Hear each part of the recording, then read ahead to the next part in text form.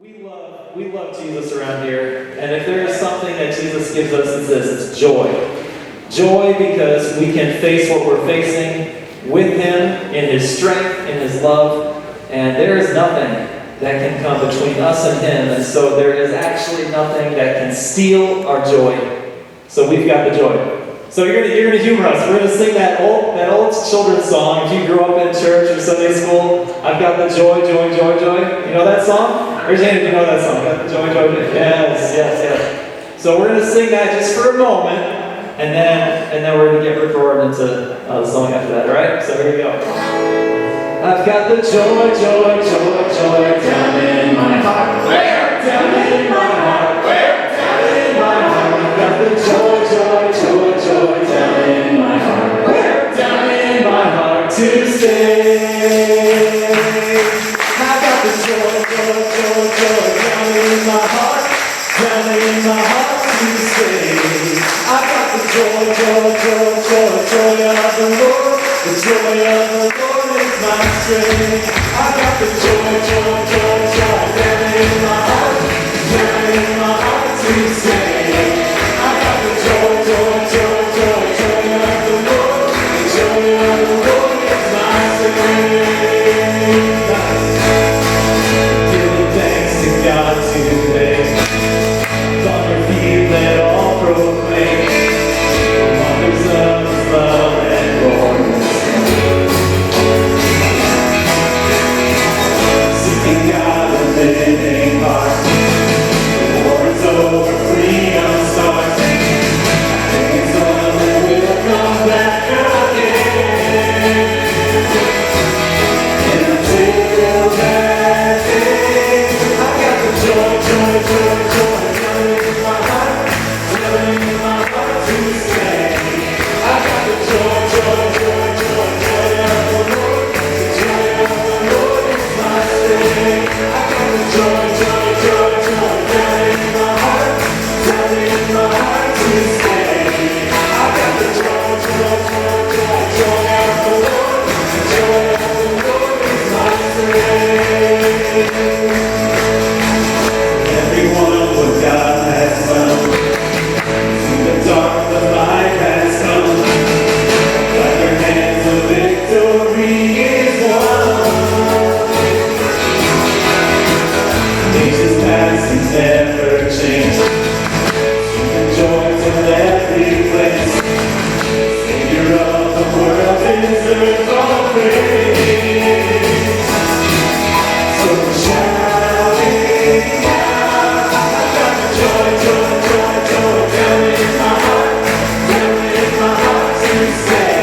I got the joy, joy, joy, joy, joy of the Lord. The joy of the Lord is my strength. I got the joy, joy, joy, joy down in my heart to stay.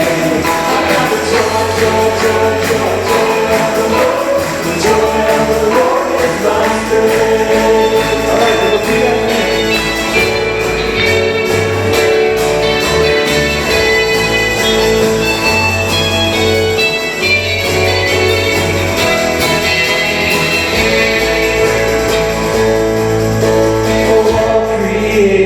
Celebrate, all creation celebrate. Sing to Him, yes, in His praise. Sing to Him, yes, in His praise. Joy is ours for good in Jesus' name. All creation celebrate. All creation celebrate. Oh, sing to Him, yes, in His praise.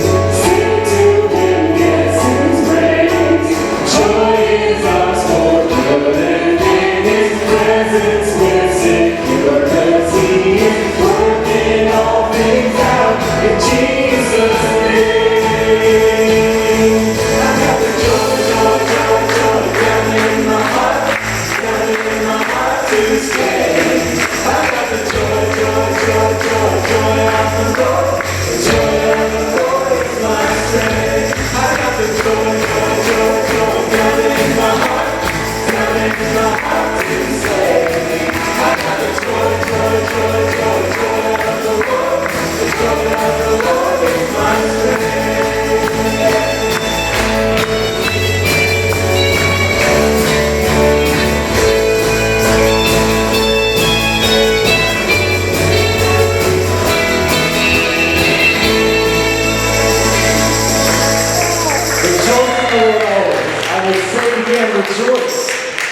gentleness be evident to all, because the Lord is near. Amen? Amen. Welcome again.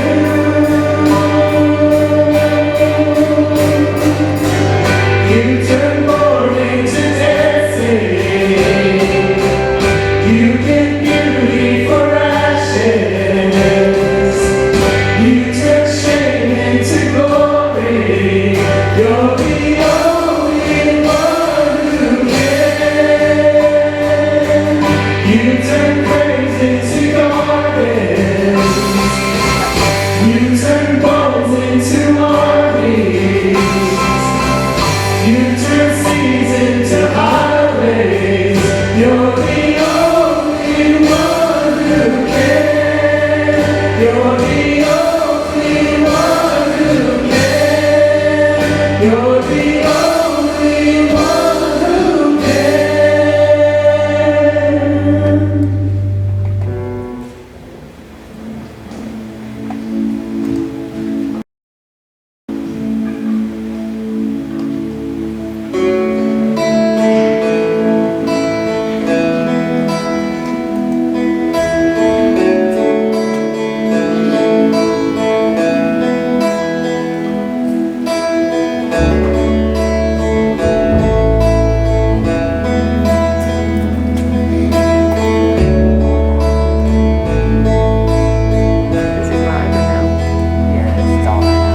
Higher than the mountains that I face,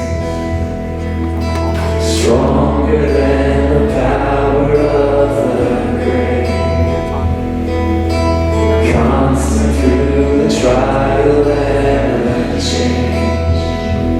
One thing remains. He's higher than mountains, higher than the mountains that I face, stronger than the power of the grave, constant through the trial and the change.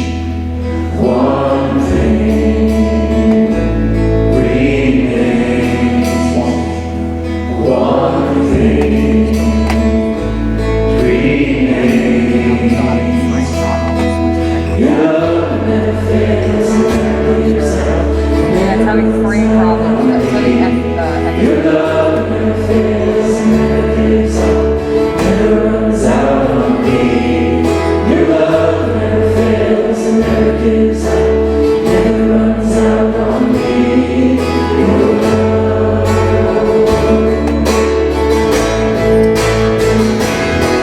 And on and on and on and on it goes. Yes, it overwhelms and satisfies my soul. And I never ever have to be afraid. This one thing remains. One thing remains. Your love never fails and never gives up, never runs out on me. Your love never fails and never gives up, never runs out on me. Your love never fails and never gives up, never runs out on me. Your love. You put the camera on them. It's on the third. Till death in life, I'm confident and covered by the power of your great love. My debt is paid. There's nothing that can separate my heart from your great love. Your love never fails and never gives up, never runs out on me. Your love never fails and never gives up, never runs out on me. Your love never fails and never gives up, never runs out on me. Your love. Your love, your love, your love never fails and never gives up, never runs out on me. Oh, your love never fails and never gives up, never runs out on me. Your love never fails and never gives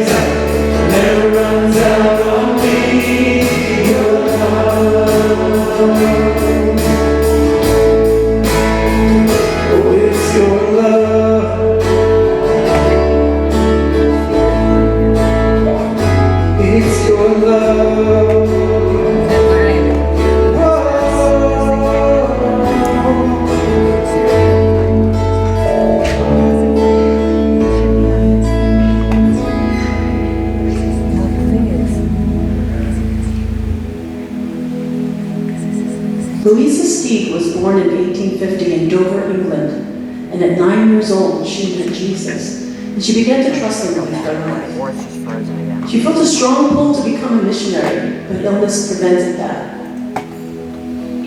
She married and had a daughter and came to the United States.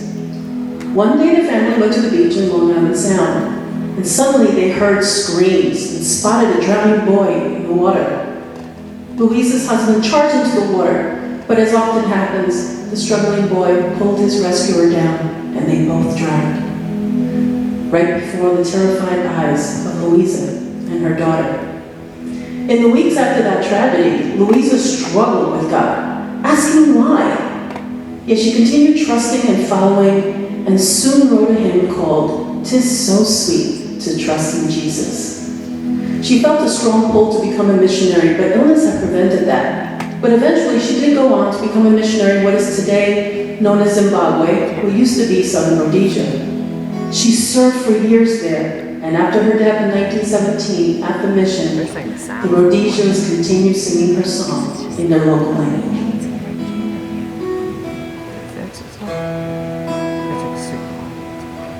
Jesus, Jesus, how I trust him, how I've proved him more and more.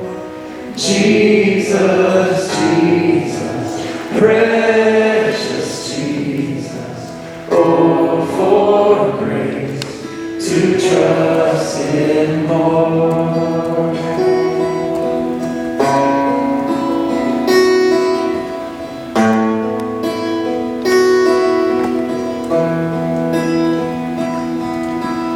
It's so sweet to trust in Jesus, just to take him at his word, just to rest upon his promise, just to know thus saith the Lord.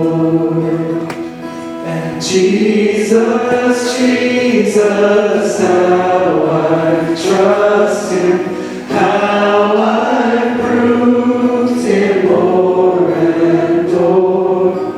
Jesus, Jesus, precious Jesus, oh, for grace to trust him more.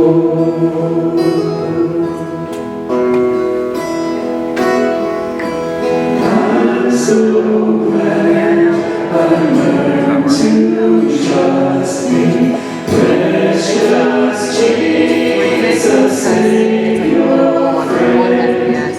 And I know that thou is with me, will be with me to the end. And Jesus, Jesus, how I trust him, how I proved him more and more. Jesus, Jesus, precious Jesus, oh, for grace to trust him more. And oh, for grace to trust him more. So it's not gonna record. Then it's gonna cut out everything. Yeah, that's the problem. Everything that's up right now. Wait through this right now. Can you hear me? Jesus, we trust you. The sermon. We love you. Work in us today. Yeah. He's not reading it over here.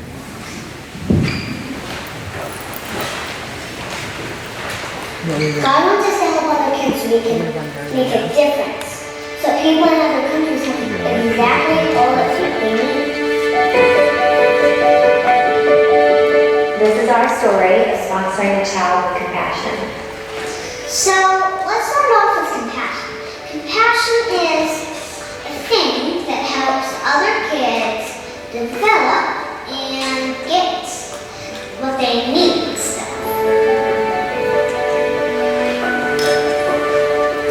The Bible is pretty clear that generosity is not about how much you have, it's about what you do with you have. I remember our pastor at our church sharing about how if you don't have to walk to work every day and you have a car, like you are like one of the wealthiest people in the world. That perspective made me realize how much I really have. And I realized that it was really important that when you start being generous, You know, we wanted to sponsor a child, and so we looked with Edie and picked out a child whose birthday was kind of close to hers, so they were around the same age, and it was a girl also, and her name is Maribella, and she's from the Philippines. Maribella is 6. She likes singing. She also likes drawing, I think. understanding the concept of poverty isn't personal until you put a face to it. And compassion put a face to poverty, and a child's name to poverty. And it became this huge concept that's just out there somewhere and gave this actual person an impact. So Maribella's years like they had hurricanes over there, typhoons over there. It made me want to help them because when I think about things that I didn't really like, or times where it was hard, I think about poverty and how hard poverty would be. And I thought, I wonder how these people feel. Yeah, I was in the kitchen, and Edie woke up and came in the kitchen, and she literally walked out of her bedroom with this idea pretty much fully formed.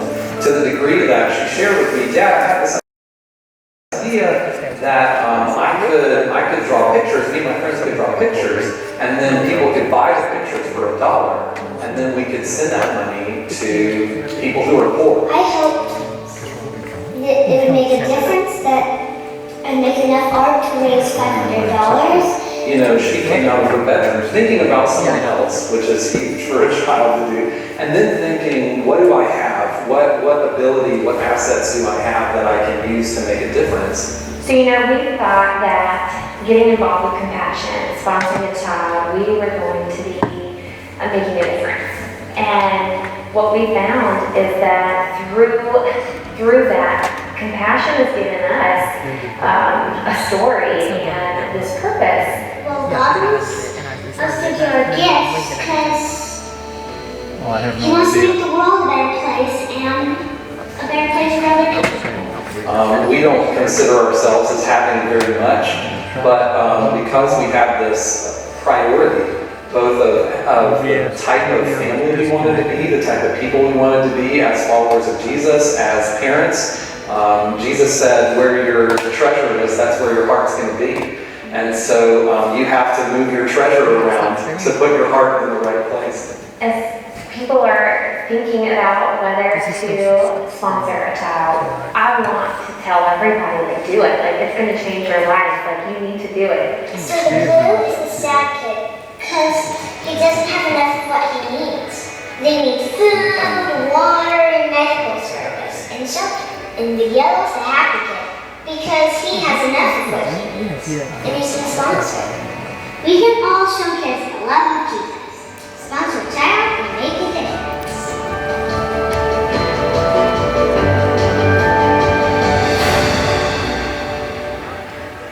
What a story. I sponsored a compassion child when I was in middle school, and sponsored him from Ethiopia. His name was Jonas Birhanyu, and I sponsored him for all the way until he graduated out in his 20s program. So I want to encourage you guys to sponsor a child.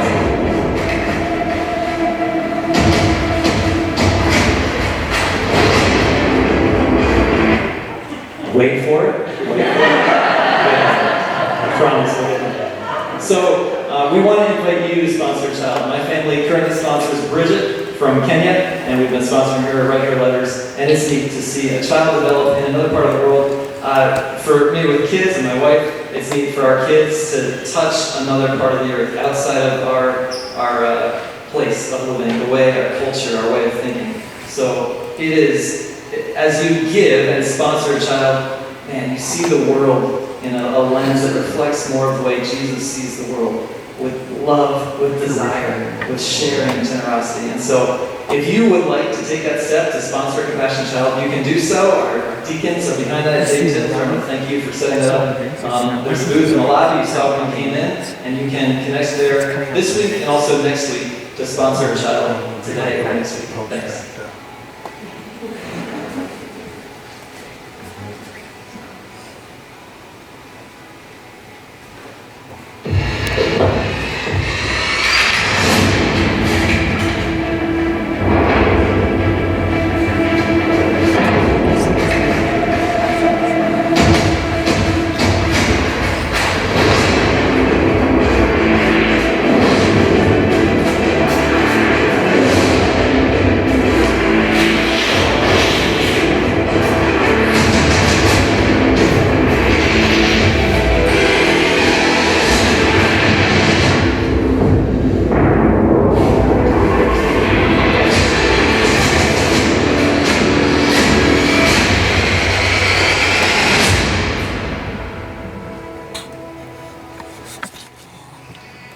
We didn't just give you the movie, we gave you the teaser trailer. But all that is to ask a pretty important question. Have you ever lost something important?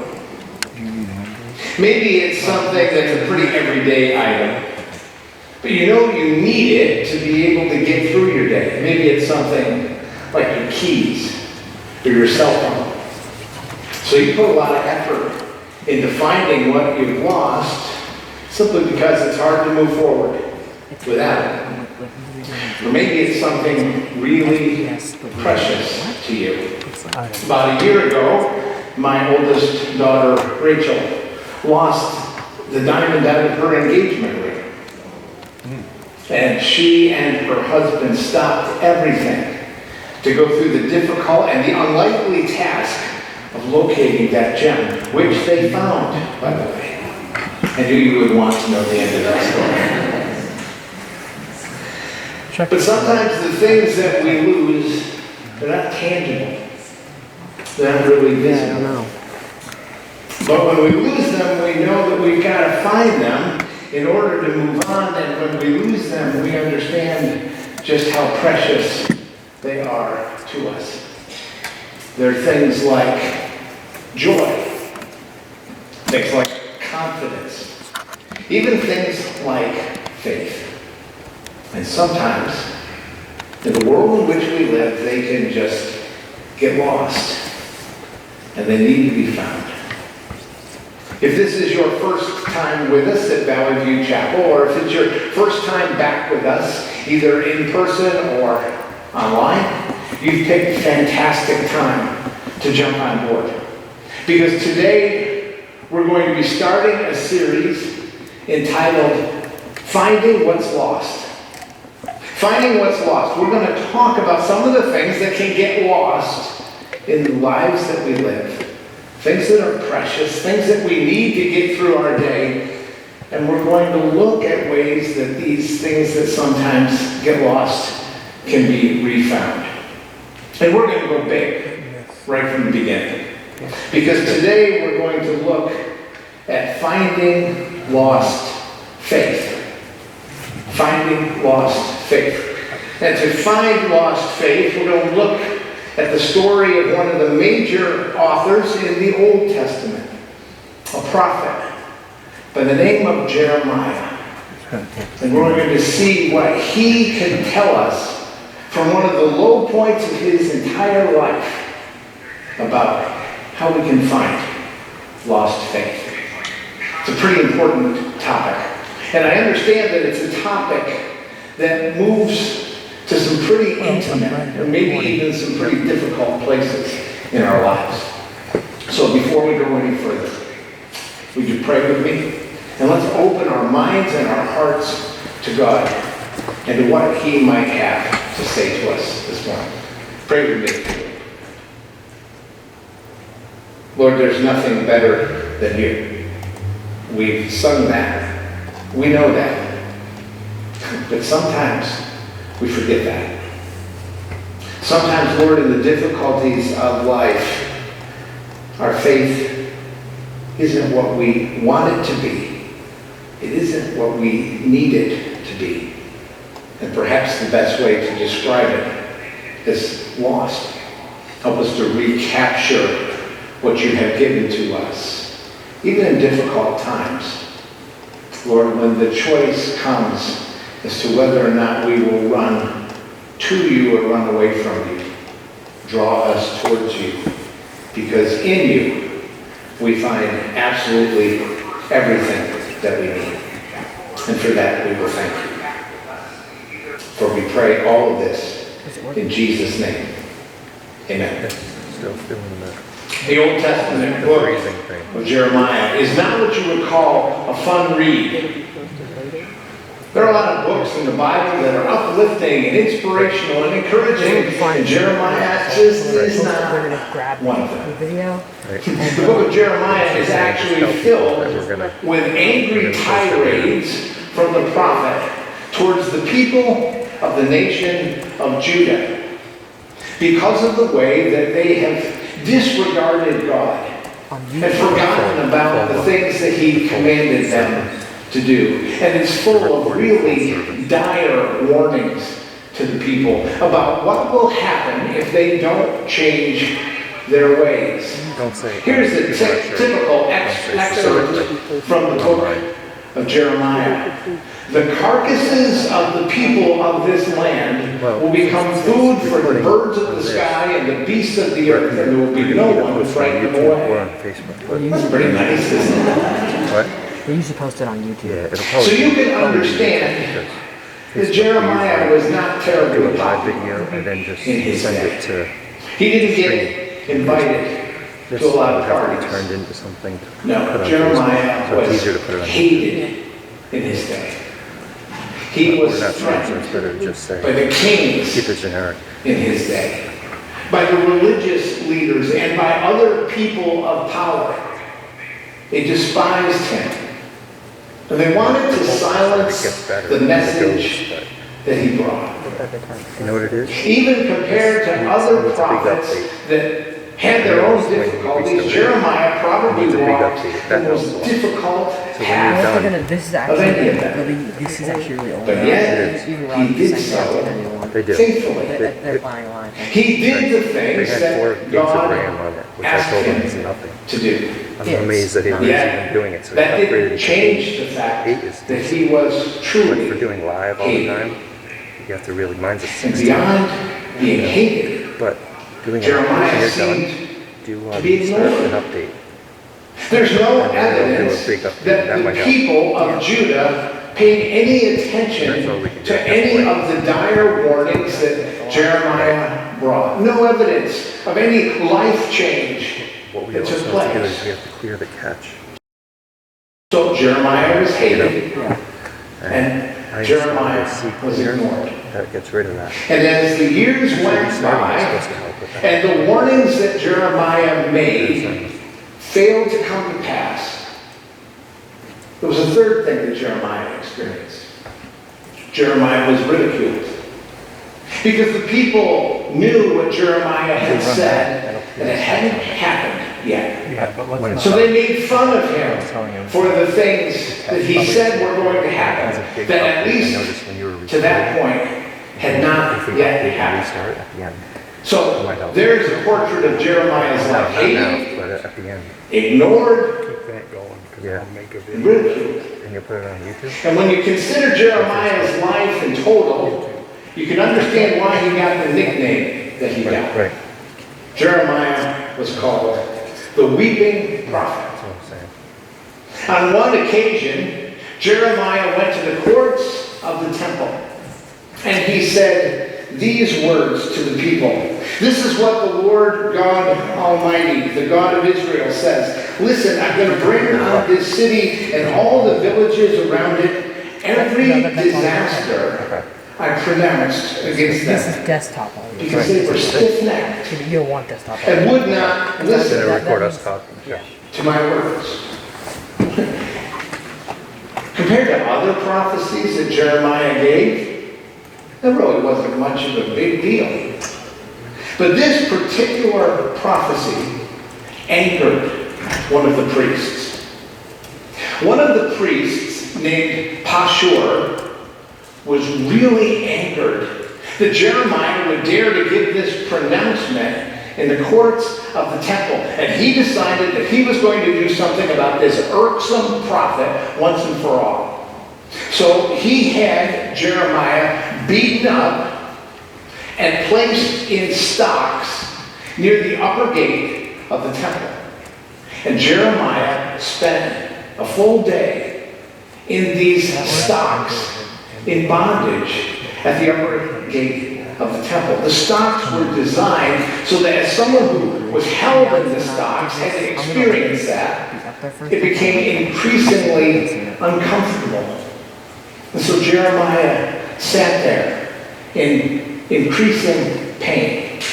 Oh, and by the way, no bathroom breaks. Just like there had been no bathroom breaks for the people who had been in those stocks before you.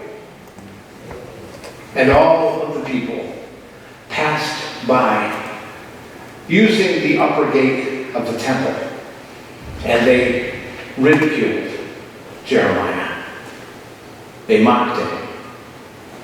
And so when Jeremiah got out of those stocks, these are the words that he said to God. Words that we find in Jeremiah chapter 20, in the section appropriately entitled, Jeremiah's Complaint. You deceived me, Lord, and I was deceived. You overpowered me and prevailed. I'm ridiculed all day long. Everyone mocks me. Whenever I speak, I cry out, proclaiming violence and destruction. So the word of the Lord has brought me insult and reproach all day long. Now this is a very personal complaint that Jeremiah is bringing before God. You see, when Jeremiah was just a teenager, the Lord called Jeremiah to be a prophet. And he did so using some amazing language that the Lord spoke to Jeremiah. Jeremiah heard these words from God, and they're recorded in the very first chapter of the book of Jeremiah. Listen to the encouraging, powerful words that God used to call Jeremiah to become a prophet. God said to Jeremiah, before I formed you in the womb, I knew you. Before you were born, I set you apart. I appointed you to be a prophet to the nations. Now at that moment, Jeremiah was just a teenager. And so understandably, he was hesitant. He knew he was being called to do something big. And he doubted whether or not he would be able to do it. So Jeremiah's response was to say, alas, sovereign Lord, I do not know how to speak. I am too young. But listen to what God said to him. But the Lord said unto me, Jeremiah reports, do not say I am too young. You must go to everyone I send you to and say whatever I command you to say. Do not be afraid of them, for I am with you, and I will rescue you, declares the Lord. I am with you, and I will rescue you. That's what the Lord said. That's what the Lord had promised way back when. But right now, at this point in Jeremiah's life, it sure doesn't feel that way. In fact, Jeremiah's got to be thinking, you appointed me to be the prophet to the nations? I can't even get the people in Judah to pay attention to the things that I say here. And I've got the aches and the pains and the bruises from having spent a night in the stocks to prove it. A prophet to the nations? No. Lord, I think you deceived me. Jeremiah is beginning to lose his faith. Now, he's not losing faith that God exists. The crisis in Jeremiah's faith isn't a crisis about whether or not God exists. The crisis in Jeremiah's faith is a crisis about whether or not God is reliable, or whether or not God is really good. Jeremiah isn't losing faith that God is there. Jeremiah is losing faith that God is there for him. Have you ever been there? If you're really honest with yourself this morning, are you there now? Your question isn't whether or not God is there. You have that part settled. But the difficulties of life, the uncertainties of life, sometimes even the pain of life, makes you ask the question, is God really there for me? As I've leaned into these promises, have I in fact been deceived? If you're there this morning, there's a lot that we can learn from the experience, even the difficult experience of the weeping prophet. Over my years in ministry, I've learned something about pain and difficulty because I've spent time with people in pain, encountering difficulty. And what I've learned is this: pain and difficulty drives us in one of two directions. We're either driven in our pain and in our difficulties away from God, or we're driven towards God. And sometimes what makes the real difference at that crisis moment is simply what direction do we decide to run? Do we decide to run away from God? Or do we decide to run toward God? This morning, if you're here and you are in that crisis moment where your faith feels a little bit lost and you're asking the question, is God there for me? You really have only two options as you choose to act. You're either going to act on the doubt that you now have, or you're going to act on the faith that you still have. You're either going to act on the doubt that you now have, or you're going to act on the doubt that you still have. And in making that decision, you pretty much decide what direction that you're going to run. You see, that's the very crisis that Jeremiah faced when he said, "You deceived me, Lord, and I've been deceived. You overpowered me. When it came to being a prophet, I was kind of voluntold to come into this ministry. No, I don't know exactly who you are anymore." Yet even in that moment, Jeremiah made a choice. Now, if you wonder what direction Jeremiah chose to run in, if you wonder if Jeremiah ran away from God or if he ran toward God, let me give you a hint. This is chapter 20 of the book of Jeremiah. And the entire book of Jeremiah has a total of 52 chapters. If you count it in terms of chapters, the weeping prophet isn't even halfway through his ministry. He chose to stick it out. Now, at this point, he's certainly not over his pain and he's not over his doubt, but he ran to God, and that really did make a difference for him. As you read the book of Jeremiah, as I said, it's not a fun read. Things didn't get any easier for him. And in fact, some of the most dire and difficult things that Jeremiah predicted, in fact, came to pass. But the reality is this. The things that Jeremiah said, the words that he pronounced, became a blueprint for how nations rose and fell, how they were built up, and how they were torn down. Jeremiah in fact, had not been deceived. He had indeed become a prophet to the nations.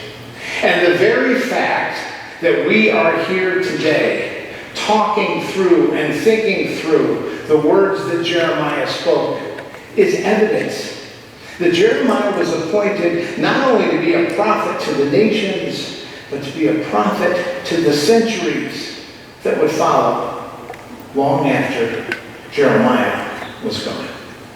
He had not been deceived. God had told him the truth. So you're here this morning and you're asking the question, all right, yes, my faith is in a difficult place. And in fact, I've begun to lose faith that God is there for me. What do I do?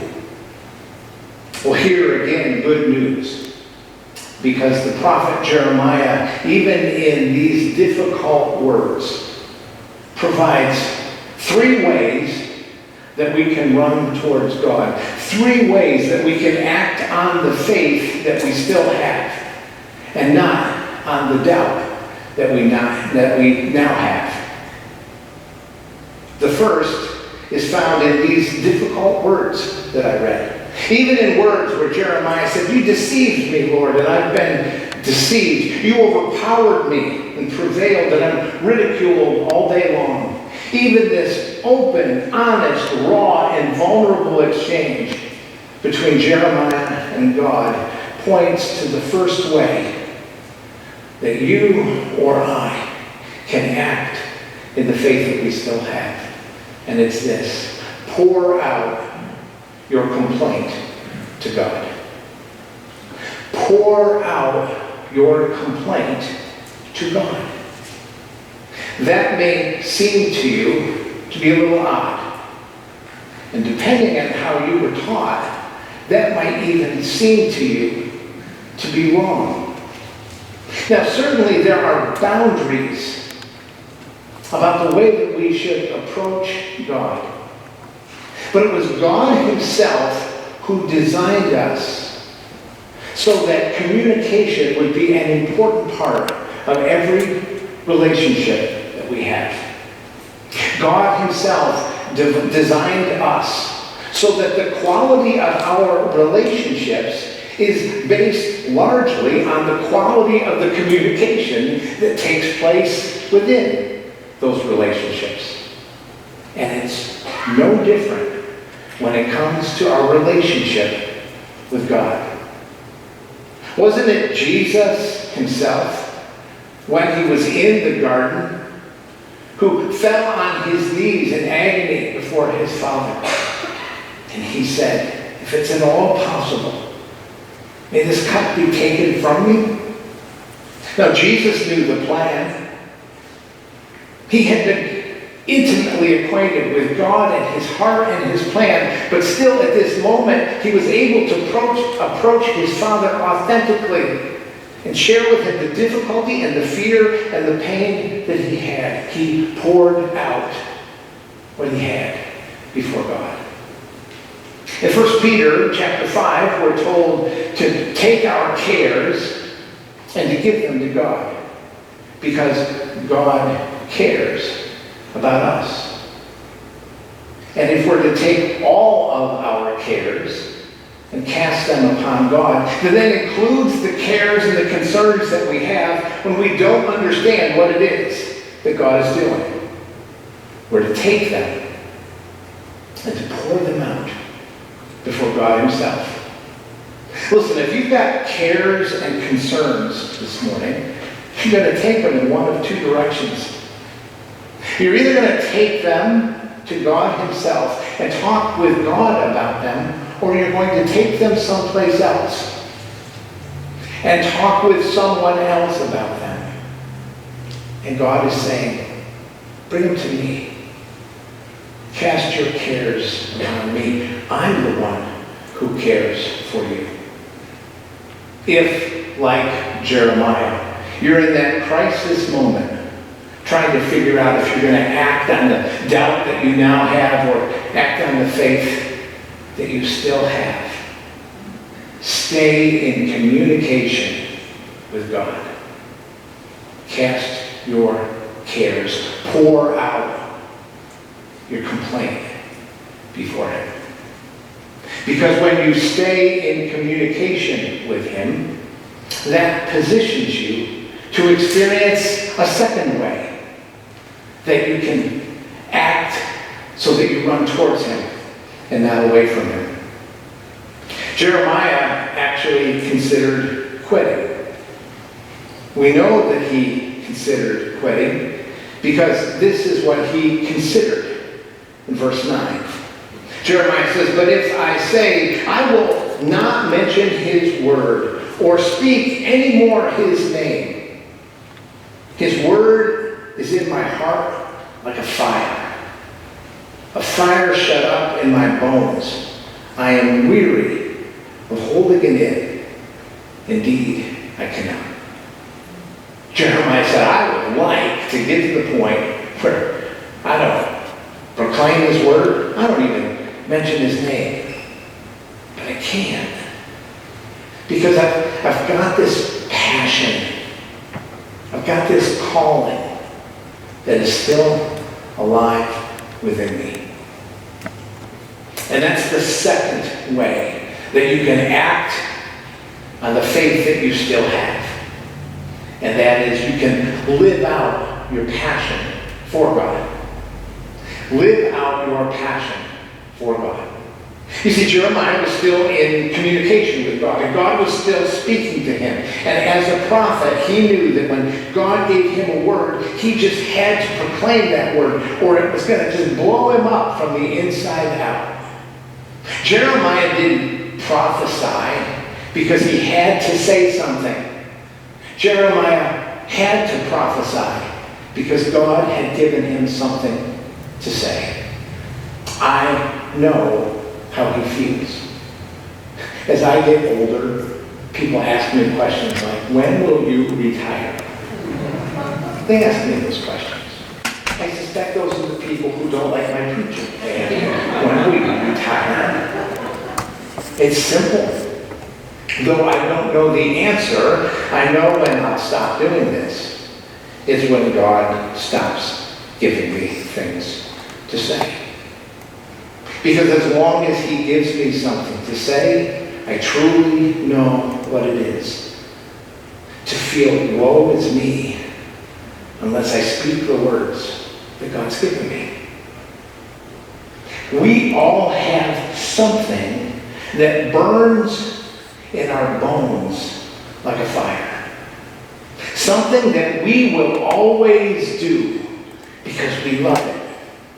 We're good at it. And we're passionate about it. Now, if we run away from God, we're just going to find another place to plug in and try to do something that meets that need. And Jeremiah didn't run away from God, he ran towards God. And so he still was able to pour out his passion for God. Brothers and sisters, I suggest to you that this is the second way you run towards God. You acknowledge those things that you're passionate about, and you live them out for Him. And when you do, you're going to find that it's in that pursuit that sometimes faith is reignited as you see what God can do with what you give to Him in terms of your passions and the things that you do. Pour out your complaint to God. Live out your passions for God. And there's a third thing that Jeremiah did. He spoke out his experience with God. He spoke out his experience with God. Now, if you don't think that's remarkable, if you continue in chapter 20, you're going to see that in just a few verses, Jeremiah curses the very day he was born. Not only does he curse the very day he was born, he basically curses everybody who was associated with the day he was born, right down to the guy who told the news of his birth to his father. Jeremiah is not over his pain. He's not over his disappointment yet. But he's made a decision to continue to speak out what he knows about God. He says this, beginning in verse 10. I hear many whispering, terror on every side. Denounce him. Let's denounce him. All my friends are waiting for me to slip, saying, perhaps he will be deceived, and we'll prevail over him and take our revenge on him. So that's the context. Look at what Jeremiah says. But the Lord is with me, like a mighty warrior. So my persecutors will stumble and not prevail. They will fail and be thoroughly disgraced. Their dishonor will never be forgotten. Lord Almighty, you who examine the righteous and probe the heart and mind, let me see your vengeance on them. For to you, I have committed my cause.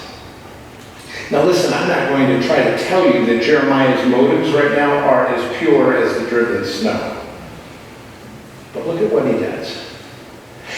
What he still knows is that God is a mighty warrior and that God is stronger than the people who oppose him. So he is willing to say that. What Jeremiah still knows is that God examines the hearts and the minds and the motives of people, so that even if everyone around him is confused about who the good guys are and who the bad guys are, God will not. And there will be a reckoning, and justice will prevail. And Jeremiah is willing to say that. My question for all of us this morning is this. In our moments of difficulty, and even in our moments of doubt, what are we saying? What are we speaking out? Are we speaking out of the doubt that we now have? Or are we speaking out of the faith that we still have?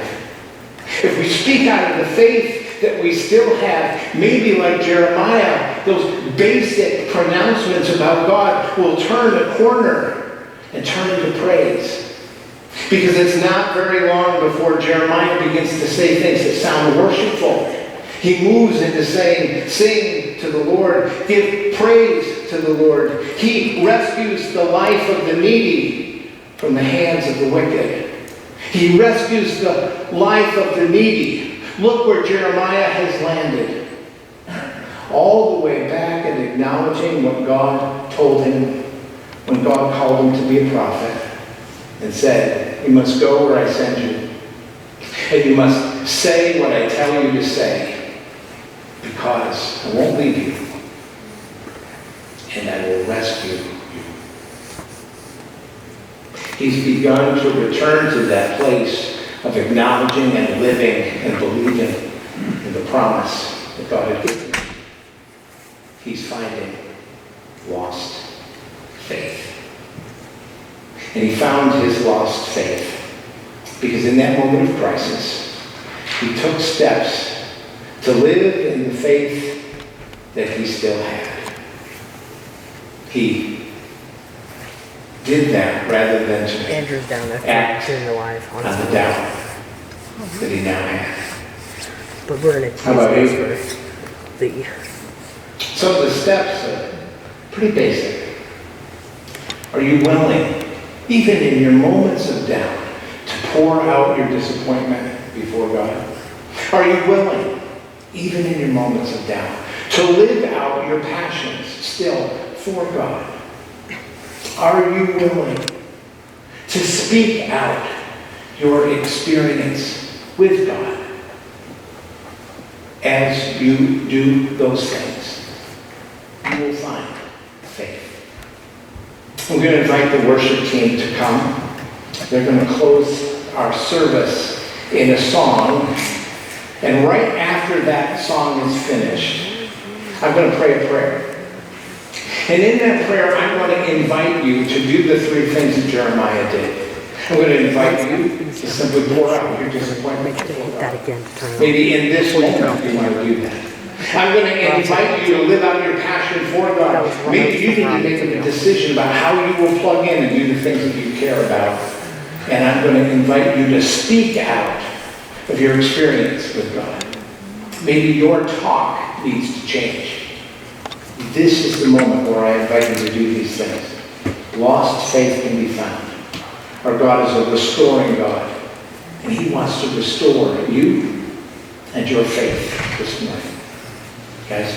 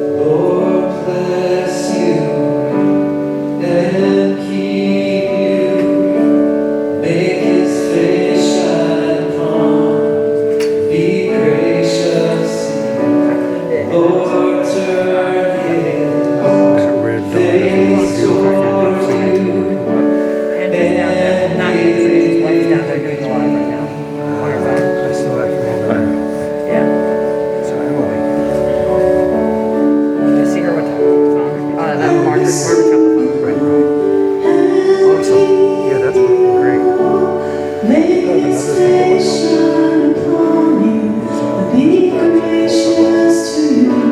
The Lord turns his face Robbie said he's gonna get a. They're gonna do one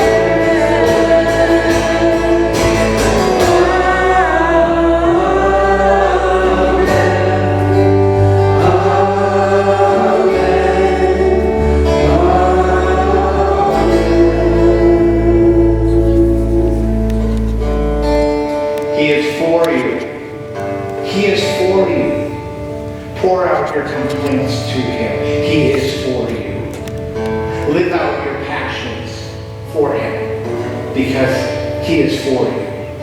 And speak out your experience with Him because He is for you and He goes with you. Go in blessing.